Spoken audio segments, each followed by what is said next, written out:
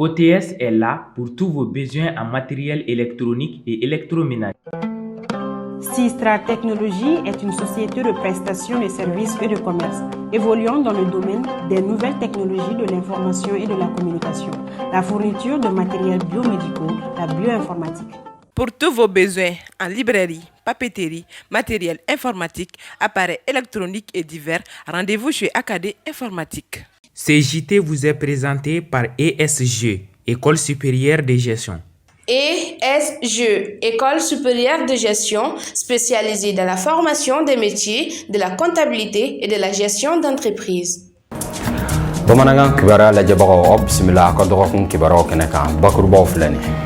Bamako ponfolo sambioro nani tamanen kofe ana nafaw be ñogona alno soro dongo do siraba matrafa bawo be ñogo sama sanfɛ nim ponko fole en togo be tarikula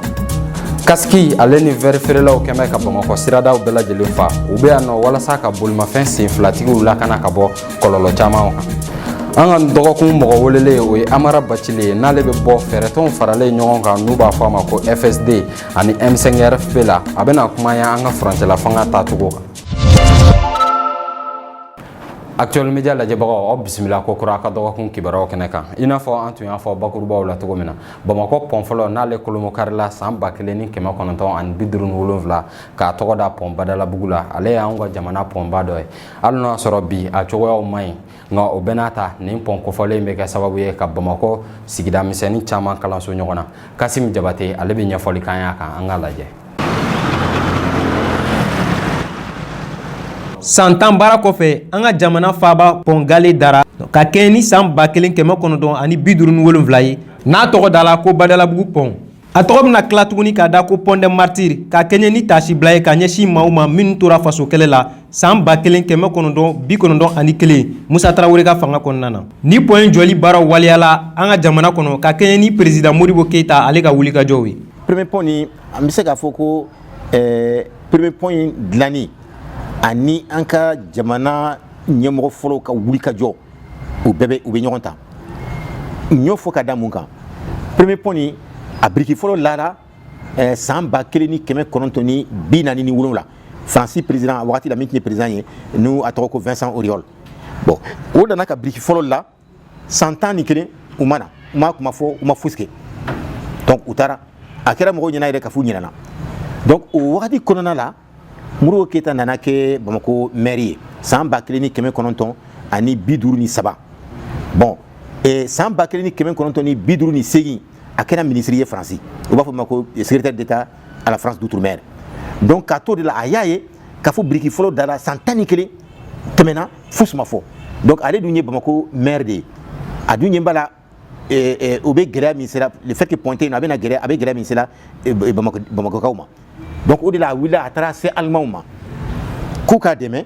ka wari sɔrɔ musakaw don min b'a to a bɛna se ka Bamako pont in dilanni daminɛ alors o de kɔnɔna la sa Aliman ninnu olu tun b'a fɛ ka wulikajɔ kɛ k'a dɛmɛ o la Faransi ɲɛmɔgɔw bɔra a kalama u ko ko nin bɛ se ka kɛ cogo jumɛn Faransi ministre ka wuli ka taga Alimanw bara ka taga musaka ɲini k'a bɛna baara dɔ labɛn Faransi dugukolo kan parce que olu bolo waati la anw ka jamana tun ye Faransi dugukolo dɔ ye alors Modibo ma fosi a tora n'a ka laɲini ye donc yanni Alimanw ka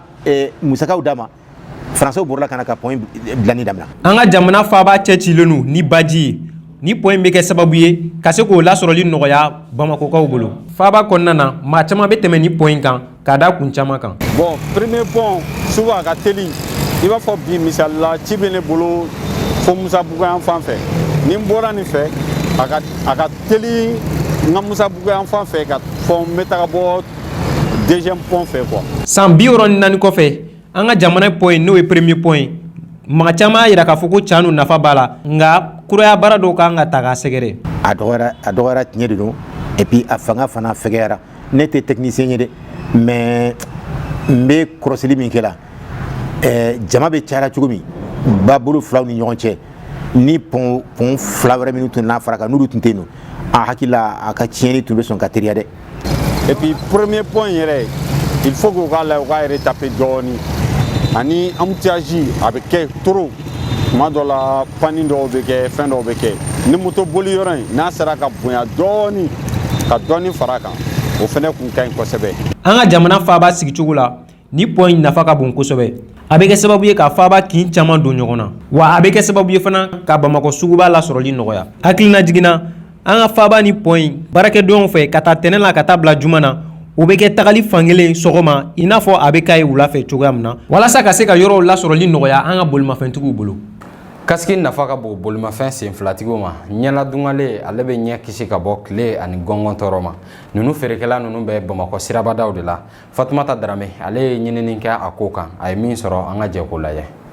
Bamakɔ faaba lamini no ɲɛnadungare feerelaw la bibi in na. Caman b'a sugandi labɛnni kama, dɔw yɛrɛ b'a sugandi ka tile ni gɔngɔn kɛlɛ ka b'u ɲɛ kan. Yɔrɔ dɔ la kɔni hali n'a kɛra fɛngɛ reflet a bɛ digi ɲɛ na ou bien fɛngɛ jaga de biga verdi. N bɛ se k'a fɔ a nafa tɛ fɔ ka ban, n'a y'a sɔrɔ verre ɲuman don bien sûr, n'o tɛ nafa b'a la, a bɛ ɲɛ protéger fɛn caman na. Ni feerekɛla ɲɛ da don ɲɛnadungare ni kasiki danfara la k'o ɲɛfɔ an ye. Verre ni kasiki nafa, o n'i y'a ta k'a lajɛ yɛrɛ i bɛ taa sɔrɔ verre nafa o ye poussière ko b'a la, o ni fɛnmisɛnninw minnu bɛ se ka bin a bɛ bin mɔgɔ ɲɛ, a bɛ na ɲɛko problème mɔgɔ la wa, o ye verre nafa ye. Bon kasiki fana nafaba bɛ kasiki la tɛmɛ hali verre kan quoi. Bon ni verre ni kasiki b'i kunkolo la, accident na hali i fari tɔ tiɲɛna, kunkololafan bɛ se ka baara kɛ. Mais n'i yɛrɛ mɛn ko hadamaden kunkolo de don, bon ni kunkolo t'i la dɔrɔn c'est pas peut-être k'a kɛ mɔgɔ ye quoi. O to an b'a fɔ mɔgɔw ka kasiki san. Bon ni maliyɛn yɛrɛ kasiki san ka d'an ye, a ka di maliyɛnw tɔgɔ ye. Parce que n'i ye accident bɛ caya tan, mɔgɔ kungo bɛ ci,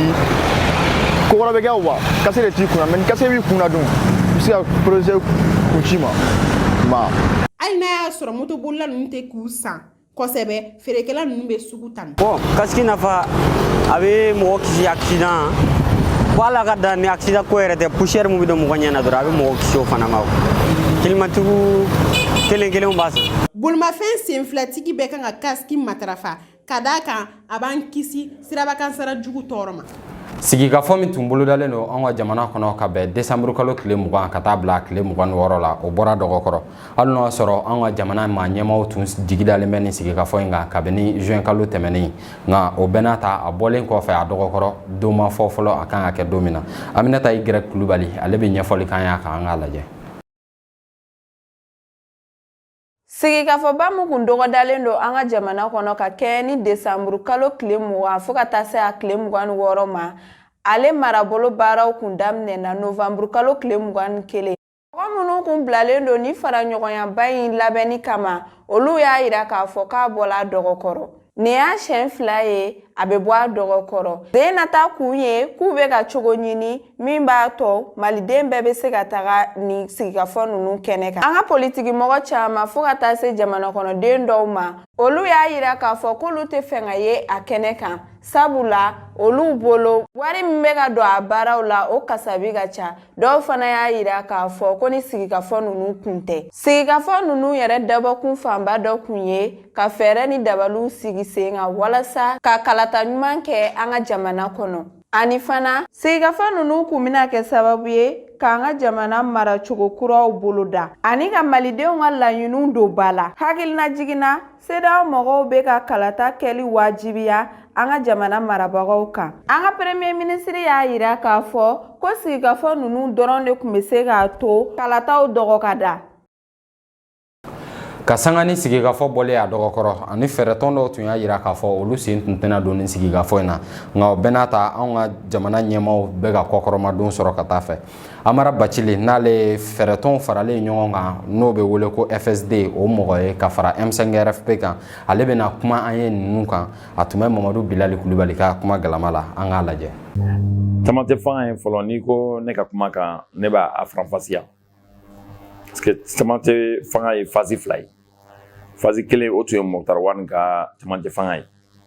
o ni bita in tɛ kelen ye. Bita in n'o ye Sukɛli Kokala Mayiga ka camancɛ fanga ye. Ni camancɛ fanga in yɛrɛ kɔlɔsi fɔlɔ, camancɛ fanga in a bɛ laɲiniba 4 ɲɔgɔnna fɔ. O fɔlɔ n'o ye lakana ye, o a 2nan n'o ye ka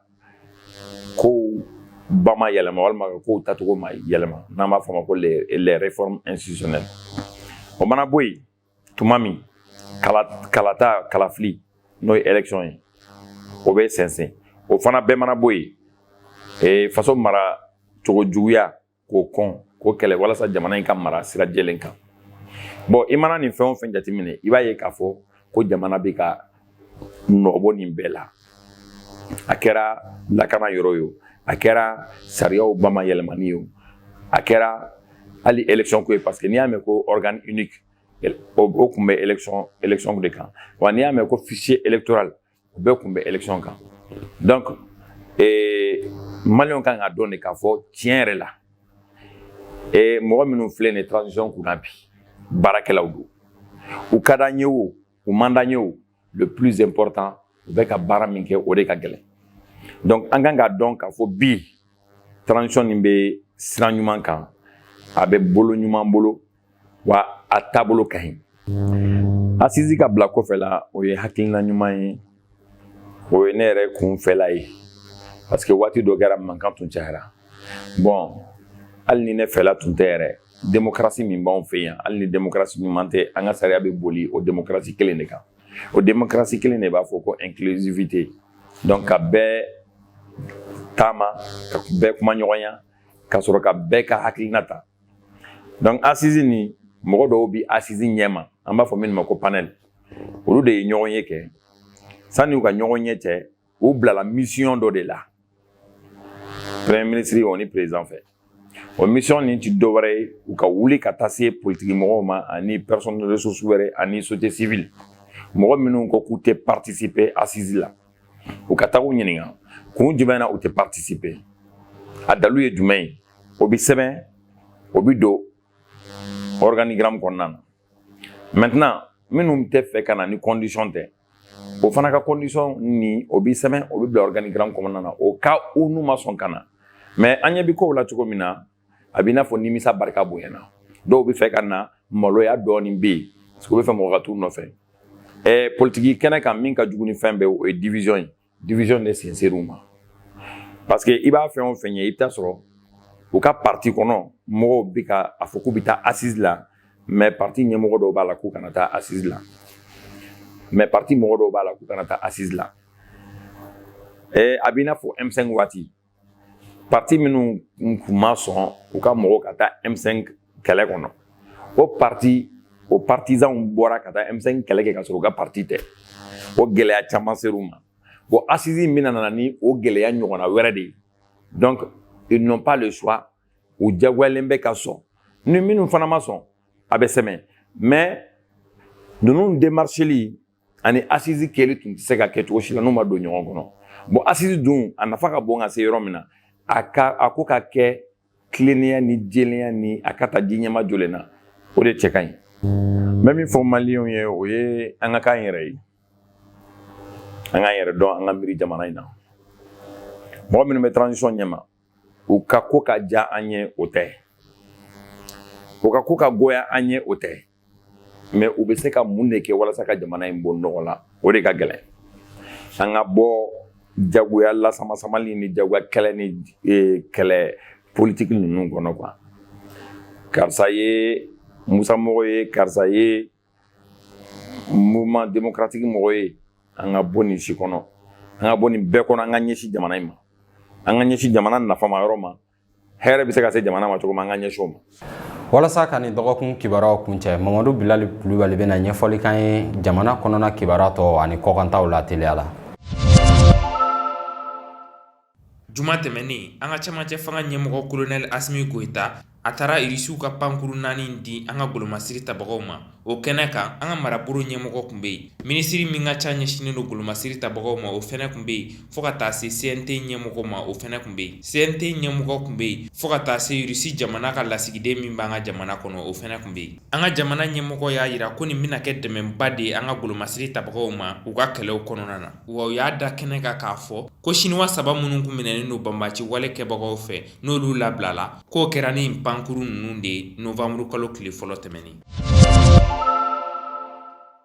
diɲɛ tɔnsoba ka lasigiden min be n'ale ka baara ɲɛsinen do farafina tilebiyanfa jamanaw ma n'o ye Mahamad Saleh Anadif ye. Ale y'a yira k'a fɔ ko lasigiba min kun kan ka k'an ka jamana kɔnɔ n'o ye assise nationale ye k'o bɔli a dɔgɔkɔrɔ k'o ye koɲumanba ye, k'o be se ka kɛ sababu ye min b'a to malidenw bi fara ɲɔgɔn kan halisa ka kungilenna kelen ta. A ye laɲini dɔ kɛ Mali jamana ɲɛmɔgɔw fɛ min ye k'u ka kungilenna kelen ta k'o yira CEDEAO mɔgɔw la ɲɔn'u ka lasigi nata cɛ n'o ye décembre kalo tile 12 nata ye. Niger jamana kɔnɔ sibiri tɛmɛnen Faransi golomasiri tabagaw ka minan minnu kun bɛ ka taga n'u kan ka na Gao olu lajɔra Tera duguden dɔw fɛ minnu y'a yira k'a tɛ tɛmɛ. Hakilina jigila o minan kelen ninnu de tɛmɛtɔ la Burkina gɛlɛya yer'o de la. Niger jamana ɲɛmɔgɔ y'a yira k'a fɔ ko ni furugufurugu in taara wolo maa 2 bɔnɛni n'a ni na fɔ ka taa se maa 18 k'olu bana. Gɛlɛya bɛ Burkina jamana kɔnɔ halisa. Sibiri don u ka faaba Wagadugu maa caman de bɔra k'a yira k'u b'a fɛ u ka jamanakuntigi n'o ye Roch Marc Christian Kabore ye k'a ka fanga bila ko sabu ka d'a kan k'a ma se ka fɛɛrɛ sigi sen min bɛ se k'a to Bamaci kɛlɛli bi sigi sen kan. Maa dɔw kun y'u kunda mairie kan ko f'u k'a jeni hali n'a y'a sɔrɔ finitigilakaw dor'u n'o cɛ walasa ka jama yɛrɛkɛ. San 2 nali kɔfɛ halisa coronavirus bi ka jamana caman lasiran. Nin dɔgɔkun in kɔnɔ a suguya dɔ yera Afrique du Sud min sera ka ban farajɛ la wa a kɛlen n'u ka jamana caman siran mun y'a to olu y'a yira k'a fɔ ko pankuru ti b'olu ka jamana kɔnɔ ka taa Afrique du Sud. Hali n'a y'a sɔrɔ Afrique du Sud marabagaw y'a yira k'a fɔ ko nin ye bin kelen ye olu kan k'u bila u kelen na. ne bɛ dan sigi aw ka nin dɔgɔkun kibaruyaw la min labɛnna Actuel Media kunnafoni diso fɛ k'a lase aw ma an b'a fɔ a ye aw k'an bɛn diɲɛ waati wɛrɛ ni Ala sɔnna.